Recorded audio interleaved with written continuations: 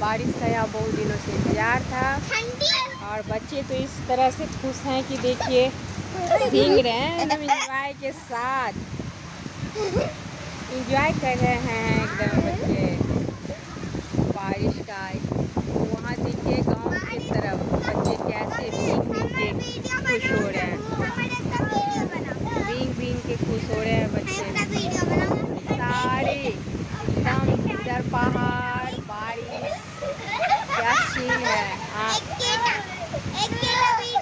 बच्चे को तो लग रहा है जैसे कुछ मिल गया है इन्हें। अभी गर्मी भी बहुत ज़्यादा थी आज एक हफ्ता से।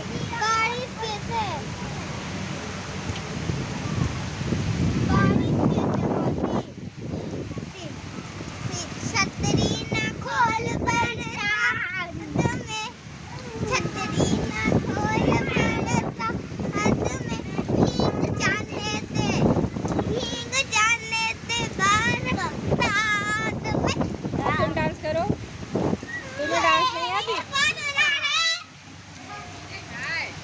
भीग गेलो कि भी तो